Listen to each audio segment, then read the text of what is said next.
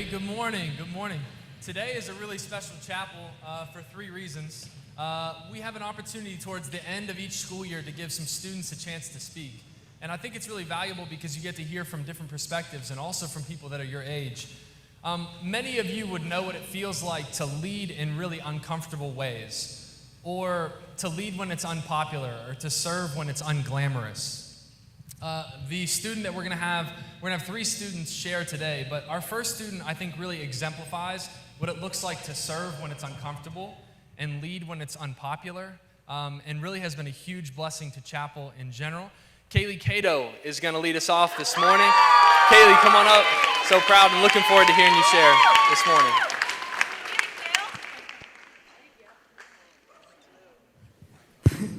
Okay, here we are.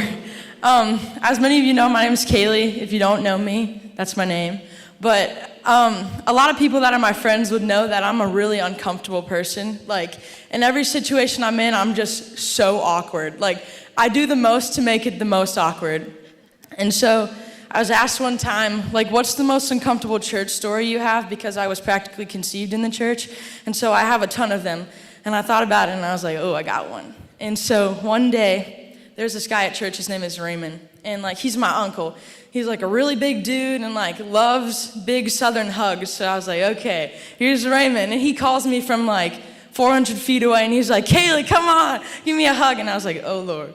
And so I walked over there and like, you know how you like go in for a hug and you never know where to put your head? That happened, and me and Raymond had a great smooch, and that was really uncomfortable. So I like let go of the hug, backed up a step, looked at his face, was terrified, and just walked away. But that's like my life, and like my whole life is uncomfortable like that, whether it's like stepping out or just awkward situations. And there's a guy named Shaquem Griffin. I'm sure a lot of you have heard of him, but you probably don't know the start of his story.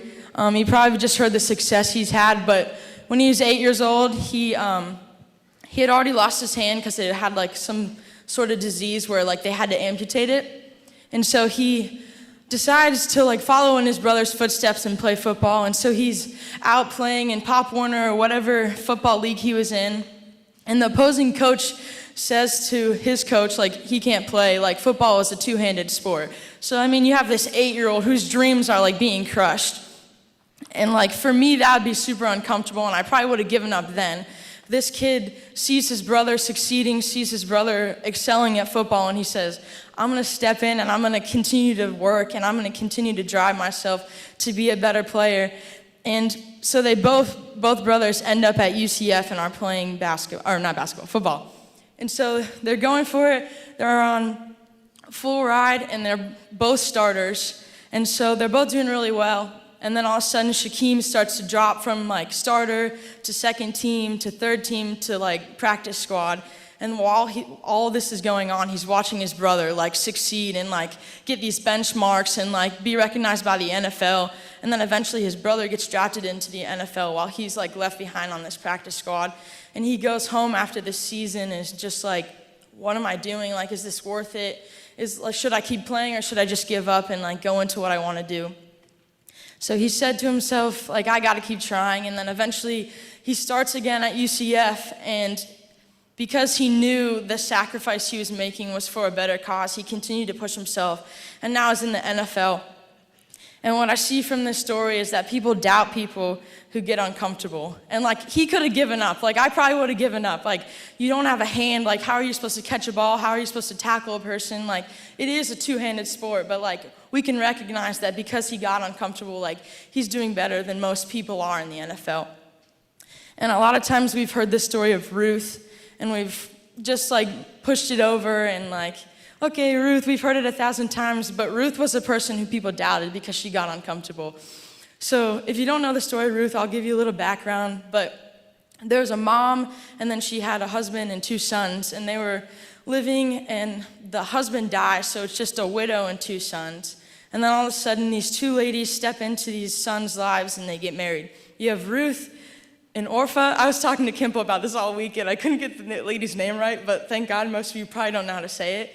But Orpha, whatever her name is. Either way, they got married, And so they're living their lives, and then all of a sudden, Naomi, the mother, loses her 2 sons. So now you have 3 widows, like with nothing, no hope, like no passion, like especially back then, like women needed the men because the men provided everything in like biblical times. Like men were the household providers, like they were the breadwinners. That might not be such a big thing today, but like it was big back then. And like if your husband died, you didn't have a lot of hope.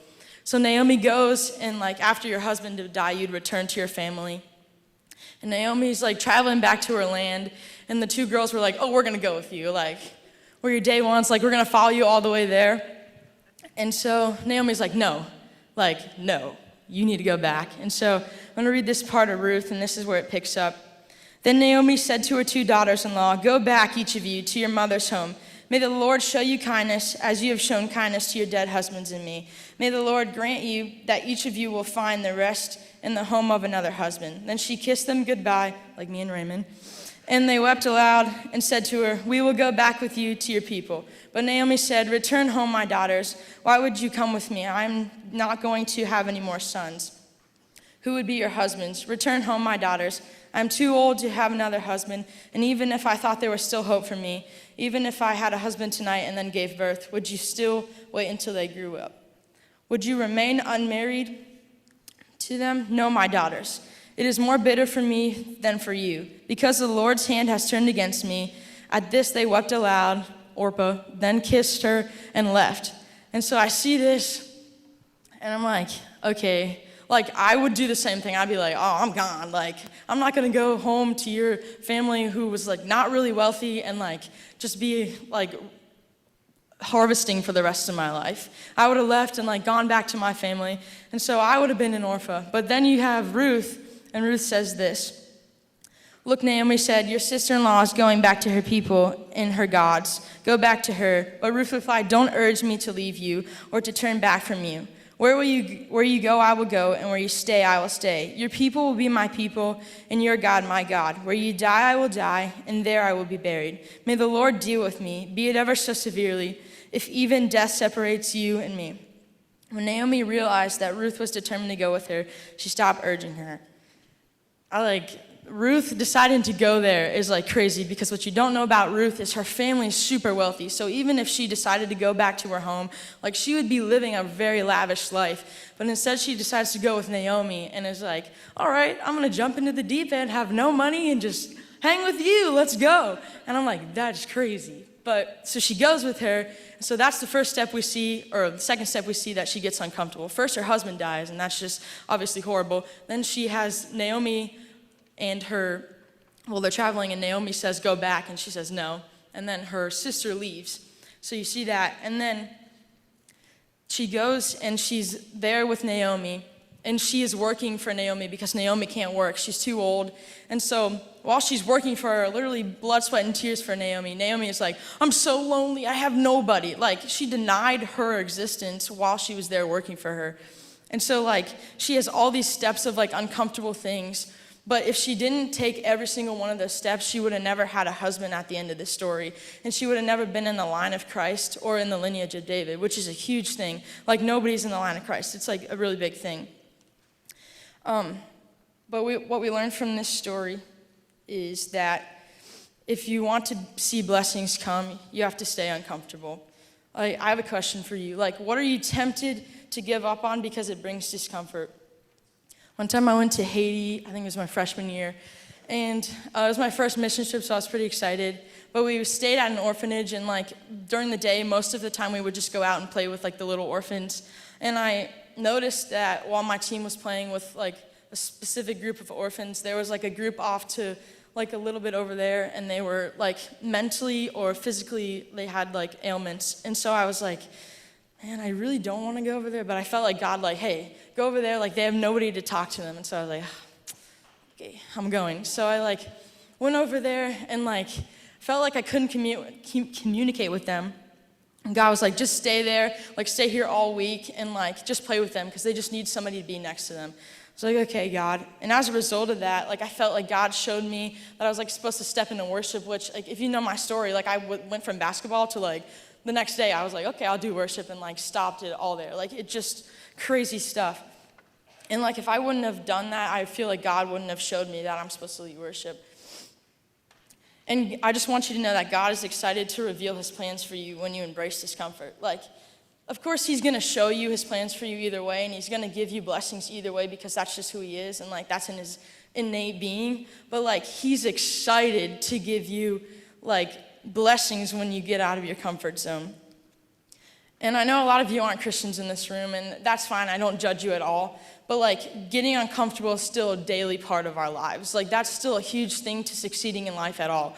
Like, you have to take the opportunity, and it won't come if you are not doing something different. Like, if you play a sport, if you want to be a business owner, you are not going to get picked to like succeed. You're not going to be given an opportunity unless you're doing something different than the person next to you.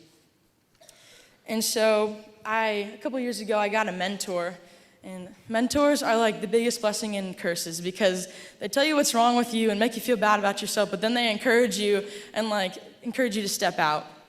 And so I was talking with my mentor one day, and we were just like talking about my family relationships and all kinds of stuff like that. And she like brought up my parents, and I was like, oh, this is a tough one. Like, I love my parents, but a couple years ago, I like went through some battle with depression and stuff, and I kind of just shut them out, and it was my fault for sure. But she was like, Caylie, like, if you want to succeed at anything, especially ministry, or especially just being, like, having good relations with people, you have to establish your home life relationship first. And I was like, okay. So I was like, I don't even know how I'm going to do this. She's like, just sit him down and tell him how you feel. I was like, oh, boy.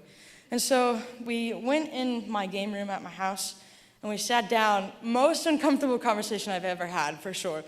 Partially because I was literally crying, and secondary because I was just like nervous as a wreck, just to tell him how I felt.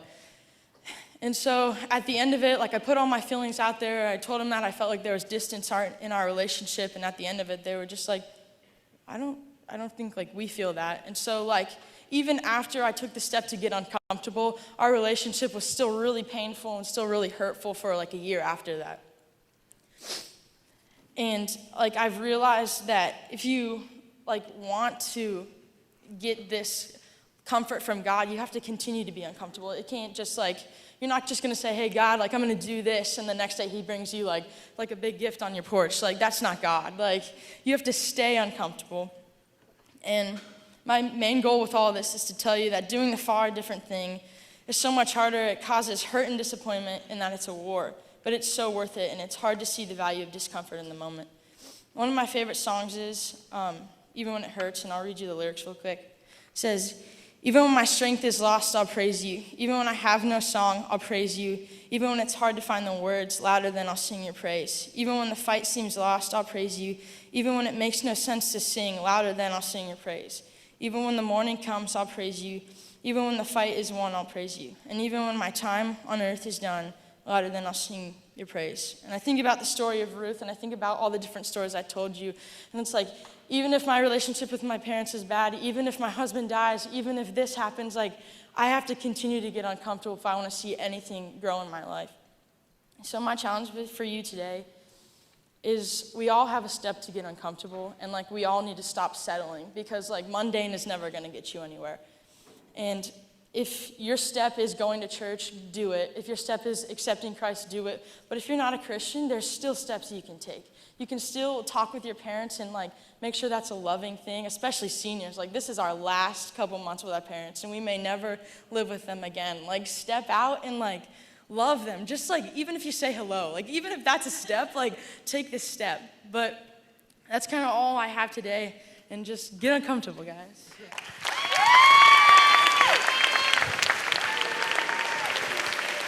Let's try this one. Thanks so much for sharing, Caylie. That was awesome. That was a great start. Our next speaker from the first week that we were at King's was really welcoming. Same with Caylie. Abounding in maturity, really an excellent leader behind the scenes. One of our athletic prefects, although our athletic prefects have done an awesome job this year initiating a lot of new things, but one of our athletic prefects, an excellent baseball player at King's, is going to share with us a little bit, but I don't want us to forget the value of being uncomfortable or intentionally pursuing discomfort like Caylie talked about. Would you join me in welcoming Jake Gerardi, who's going to share for us real quick.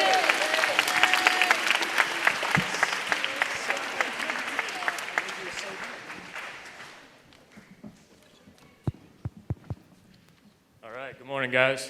My name is Jake Gerardi, for those of you who do not know me. Today I'm going to be talking with you guys about the importance of friendship. So I'm going to take you through a little story about my life, use a little mental image, and then tell a personal testimony that a lot of people don't know about me and my family. So those of you in weight training know the story, but if you're not, it's something called the crab mentality. So pretty much how it works is if you have a bucket, you're going to put a crab in there. And if it's by itself, that crab's going to get up, climb up the walls, and easily get out. And then it's going to go back to the ocean. But if you put 2 or more crabs in a box, it gets a little bit different. So if one tries to climb up the side, the other crabs are going to grab him by the leg and they're going to pull him down. And we think, like, why they think like that? But there's something in their minds that, hey, I'm down here and he's going up there. No, that's not fair. He's got to come down back here with me. So they pull him back down. Now, they might try it again. So the second time, the crab's going to try to climb up. And then they're going to pull him down again. But this time, they're going to be angry, and they're going to break his arm. So now the crab's got one less arm. Now, if this crab is really persistent, really wants to get out, he's going to try it a third time. This time, they're going to do the same thing. They're going to pull him down, but they're actually going to kill him. So I use this metaphor to relate to bad friendships. So although friends might not physically, break your arm or kill you, they can break and kill your goals and dreams. They can put almost like horse blinders almost on the side of your face and make you think you want something when you really don't. So you might have a goal, but then you might have a couple friend group that I like to call crabs, or just bad friends, and they might avert you away from that and make you think you want something that you don't. So for those of you who know me, you know I'm a family-oriented guy. Love my family, love to hang out with my family. And some of you might not know, I actually have 3 step-siblings. I have 2 older sisters and an older brother, Brittany, Brianna, and Brendan. So every year, they live in Texas, so they come down like 2-3 times a year, but the biggest time when they come down is Christmas time. So I'm always like really hyped, really excited to see them during Christmas time. And then as I got older, they got older. My sisters grew up, got married, started their own family, had their own Christmas. So now it's just me and my brother Brendan. We got to grow together. We got to bond together. Love him. He's my big brother. Looked up to him. And I always ask my mom, when's Brendan coming? I'm excited to see him. He usually comes in like 2 days before Christmas. But this time, they had to sit me down and tell me Brendan's not coming this year. I was a little thrown back. I was like, why is he not coming? They said, well, he actually got arrested this week. So they sat me down, they explained it, and they said that he was speeding down the highway, and a cop pulled him over for suspicious actions, and searched his car and found a large amount of drugs in the back seat, as well as brass knuckles. And if you don't know, in the state of Texas, brass knuckles is a crime if you have them. So he ended up getting arrested, being put in jail, lost privileges to his phone for a little bit, and so we couldn't be in contact with him. And so I was like, all right, well, I can't text him, but next Christmas I'll see him, we'll catch up. And then they told me he's got to stay in Texas for 7 years, he can't leave. 7 years is a long time, he's going to probably have a family by then. I'm going to be off in college, it's going to be a little different. So when he finally got his phone back, I texted him and, how you been? And over each week, I saw that the text got less and less, and he wasn't responding and wasn't, responding to me. But, it's not his fault. The kid now is in rehab, and he's working 3 jobs a day. So he's got a job in the morning, he's got a job in the afternoon, and he's got a job at night. So he doesn't really have time to text me. But it wasn't until recently that, I miss him, I want to see him, want to talk to him. And he told me, dude, let me do my own thing, stop texting me. I said, all right. So I gave him space. I know that it's going to work out one day, I'll see him again. But for right now, it's just kind of laid out there. So it's really cool in the book of Ecclesiastes. You see that this book is kind of negative in the way it talks about things and negative on kind of a meaningfulness of life. But throughout that whole book, the one positive thing that it talks about is friendships. So that should just be like a hint to us, like friends. We need friends through life. We need people who are going to push us and, help us through the day.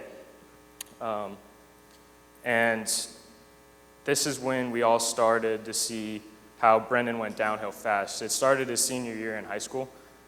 He lived in Lubbock, Texas, and they kind of just, we saw he got in with the wrong crowd, a bunch of crabs is what I like to call them, and they averted him. He had good goals in life, he's a good kid, but they made him think that he wanted something else in life and ended up destroying him for him, breaking his dreams. And then it just got progressively worse as he went to college at Texas Tech. When he got arrested, he got kicked out, so he doesn't finish with a degree or anything. But that is exactly what the devil wants. When you look in the book of Ecclesiastes, he wants us to be isolated from everyone else so that we have to do our own thinking, and then it can lead to us, thinking we want something that we really don't, we know is wrong, but we've got a group that's telling us, no, it's okay, it's all right, do it, you'll be fine, when really we're not. So my encouragement to you guys is, think about your friend group and kind of see if they have your best intentions in mind. So now I'm going to brag about a couple of my boys real quick. For those of you who know me, I've had the same group of about 5 guys my whole life. We've grown up together. Even before Kings, I met 2 of them at Planet Kids down in preschool, so we've known each other a really long time. When I think of my friends, I don't think of them as crabs. They're not crabs, but I think of them as Clydesdale horses. So a Clydesdale horse is this big, powerful horse. It can move a lot of weight. It actually says that a Clydesdale horse can pull up to 800 pounds by itself, which is a lot of weight. Now, when you add another Clydesdale horse, something amazing happens.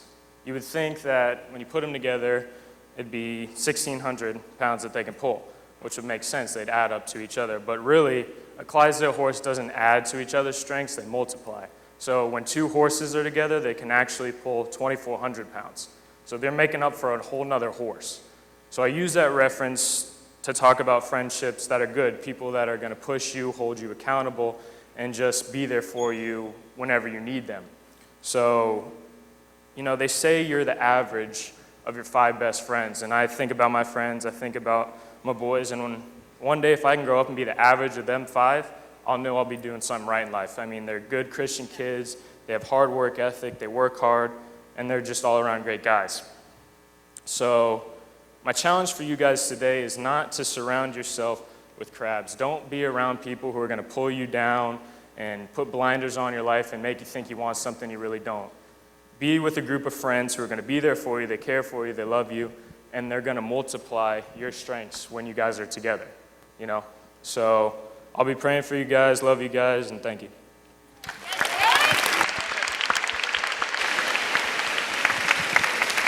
All right, Jake, thanks for sharing. We have one final student speaker reminded the value of staying uncomfortable, the value of good friendships. And my encouragement to you is if you say, look, I couldn't count 5 solid friendships, is to intentionally start pursuing those. Even if you feel like you don't have from preschool till now, start pursuing friends that aren't going to keep you down, but actually push you forward and multiply your good in this world. Our last speaker, I don't know if you have a friend like this, but some people on the campus are really cool because they have kind of like a silent wisdom. Like they don't speak a lot, but when they do, they're super wise. This final student exemplifies that to me, and also she's crazy tough. Like she's come multiple years with us on mission trips. She's been sick, she's been tired, and she's still worked incredibly hard. So not only wise, but the sort of silent intellectual wisdom and also toughness. And I think we're going to really be blessed by the word, our last speaker of this morning, Alex Johansen. Would you join me in welcoming Alex Johansen? Hello. Okay. Hi, everyone. I'm Alex, like Mr. Kimple said, and I'm so excited to have this opportunity just to speak to you guys and share something that's been on my heart for a few months. Before we start, I'm extremely nervous, so I just want to pray, and then we'll get going on what I want to talk about. Please bow with me. Dear Lord, thank you for this opportunity to just be here and to share with everyone today. Thank you for the word brought by Jake and Caylie and just work through me to convey whatever I'm supposed to convey today. Amen.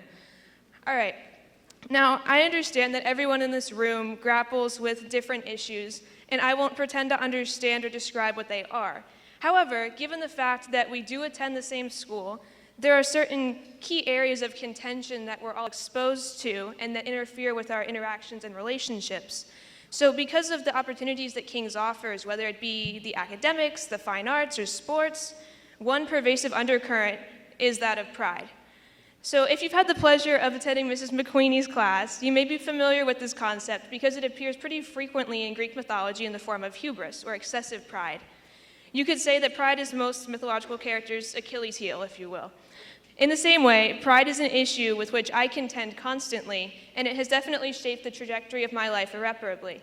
So today, that I hope that by sharing a little bit about the psychology of pride, its impact on relationships, and also how it's Scripture's view on the topic, you might be able to glean some useful information from my experiences that can assist you the remainder of high school and beyond.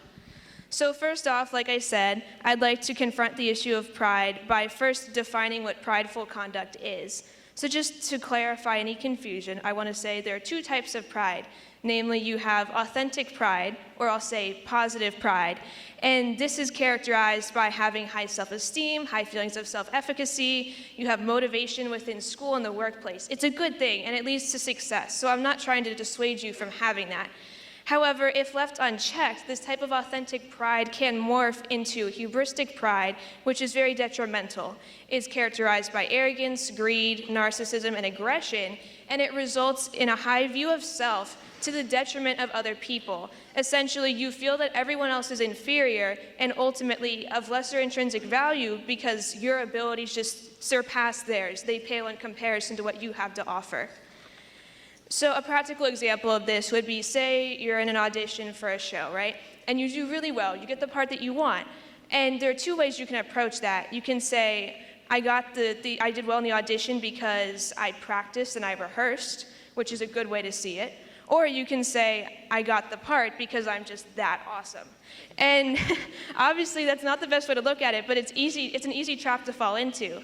And this self-serving mentality is definitely reinforced by American culture as a whole. It's very individualistic, and it directly opposes the collectivism of many other cultures, which is why we all hate group projects, because we've grown accustomed to acting as the sole authority figure in our decision-making process, and we don't appreciate other people trying to tell us what to do. So, although people once favored the communal approach to this, now people justify the more individualistic one as doing what you have to do just to get ahead. And this endorsement of narcissism ends up impairing the formation of healthy relationships. So my second main point here, now that I've outlined distinctions within pride, I want to talk about how pride impacts your relationships to other people. So take a second. I just want you to consider some traits that you would maybe look for in potential relationships, not necessarily romantic, just any kind of relationship. And I'm sure everyone has a different opinion on that. But some common things may be like kindness, loyalty, intelligence, devotion, and so on. But people with these traits are pleasant to be around, which is why we look for them. And I doubt anyone in here, if they were filling out a questionnaire, would say, you know, I really want to date someone who's judgmental and narcissistic. So often as a prideful person myself, it's easy to fall into the habit of judging other people, something I do pretty frequently, to be honest. And the thing is, it's funny because I'm so interested in pointing out other people's flaws that I rarely take a chance to be introspective and say, you know what? Maybe I'm doing something wrong. It's like the quintessential example of saying, oh, I see the speck in your eye, but I'm going to ignore the log in my own. So it's extremely important that we take the chance to just examine our own motivations and our own character, because relationships work two ways. It's not a one-way street. You may want someone who has certain traits. You also have to show those traits to maintain the relationship. That's the only way it's going to work. And let's be honest, nobody wants to be around someone who's obnoxious. So with that being said, being prideful often impacts our relationships and our perceptions of ourselves as well. So initially, when you're a prideful person, you see yourself as a god, right? Everything that you do serves to garner accolades for yourself. You don't care about the impact of your behavior on other people. So essentially, you feel exempt from accountability, right? And then, so one practical example of this with me was, that impacted my relationships was, you know, senior year, everyone's worried about college. I was worried about college, but I was more concerned about the academic reputation associated with the college that I would be attending, as opposed to finding a place that would be good for my temperament and would help me grow spiritually. So I was chasing after this one school. It really wasn't a good fit, but I devoted a ton of time and energy into trying to get enrolled there. And I was so preoccupied with the logo on my jacket. Would it convey what I wanted it to convey? Would it be reputable enough for me to feel comfortable wearing it? So I was so consumed by this fantasy of intellectual superiority that I completely missed the point. So lo and behold, of course, I didn't get in, which is extremely disappointing. And then the question transforms from why wouldn't the school want me to why didn't they want me? And then you enter the whole equation of self-doubt, and it's just this downward spiral where you begin to question other decisions you've made or other character traits that you have. And not only did I massively waste my time and energy pursuing this thing that I never attained, I also jeopardized a ton of my friendships because I wasn't willing to divert any of that time into investing in other people or making sure that my friends were doing okay. So the thing with pride is as your flaws become more pronounced, it's going to culminate in a very negative view of self. And pride also, it's so insidious because the initial seeds of narcissism are planted at a certain point in time, right? And they may remain latent for a while. You don't see them. Even as it's starting to grow and fester, it's establishing itself in your heart and your mind, but it's undetected. But then once this plant, if you will, ruptures the soil and rears its head in your life, the problem is so integrated in our thought process that we don't see an easy solution. It's much easier to just let it go or try to push it aside and cope with it, as opposed to actually trying to uproot it and change the way that we think and the way that we act. So this, aside from damaging our relationships with others and our relationship with ourselves, it's also going to damage our relationship with God. As I noted earlier, prideful people see no need for a higher deity because they are their own God. They're too talented and they're too busy to worship or believe in something that's greater than themselves. So if you lack faith in this greater thing, then you're going to try to fulfill that hole in your heart with materialistic things, whether it be money, notoriety, or substance abuse, whatever it is, and you'll attempt to fulfill yourself through that. Now, obviously, since this poses such a threat to our spirituality, the Bible talks about it at length, and it does offer an alternative. So it's first discussed in Genesis 3, which I'm going to go to right now. It's talking about the fall of man when Adam and Eve are in the garden, and Satan comes and tries to tempt them. So it says, "Now the serpent was more crafty than any beast of the field which the Lord God had made. And he said to the woman, 'Indeed, has God said, you shall not eat from any tree of the garden?' The woman said to the serpent, 'From the fruit of the trees of the garden we may eat, but from the fruit of the tree which is in the middle of the garden, God has said, you shall not eat from it or touch it, or you will die.' The serpent said to the woman, 'Surely you will not die, for God knows that in the day you eat from it, your eyes will be opened, and you will be like God, knowing good and evil.'" So essentially what Satan's trying to do here is to, in a sense, seduce Eve into believing that she can not only achieve the same level that God's on, but also to supplant him. And this resulted in the fall of man, and Satan himself also got kicked out of heaven for the very same reason, because he believed that he could be on par with and exceed what God had done. So throughout the Old and New Testaments, man continued to be a slave to sin, a worshiper of self, and this is evident in Jeremiah 9:10, which I'll just paraphrase real quick. Essentially, God's castigating Israel's arrogance. He destroyed the city, and the people are saying, you know what, you destroyed our city, which was built of brick. Obviously, that at the time was made of straw, so it's not very durable. And they're saying, we're not only going to rebuild the city, but we're going to rebuild it with stone, which is much more reliable. So they're clearly expressing that they have no interest in God's help, and they feel they're better off actually without him. And this is expounded upon later. So God advocates a humble mentality as opposed to a prideful one. And this is discussed at length in Paul's letters. See, Paul encountered the same temptations as the Israelites, including pride, but he freely shared his struggles and didn't succumb to them. So Paul was a very gifted, intelligent apostle. He traveled across the Middle East being a missionary for Christ, and he ended up writing a good portion of the letters that ended up being used in the New Testament. So he had a good reason to be prideful. He had reasons to boast. But pride would have completely undermined his labor and ruined his credibility and his love for being a servant of Christ. So Paul possesses a unique opinion on humility, which I'll read right here in 2 Corinthians 12:7-9. Because of the surpassing greatness of the revelations, for this reason, to keep me from exalting myself, there was given me a thorn in the flesh, a messenger of Satan to torment me, to keep me from exalting myself. Concerning this, I implored the Lord 3 times that it might leave me. And he said to me, my grace is sufficient for you, for power is perfected in weakness. Essentially, Paul learns that this thorn in his flesh may be painful, but at the end of the day, it's actually good for him because it grounds him in truth and reminds him of his duty. So he sees weakness as a positive thing, which is the opposite of the individualistic culture's perception today. And just to summarize, today I discussed 3 components of pride: the psychological definition, the ways it damages relationships, and also the importance of humility as defined by the Bible.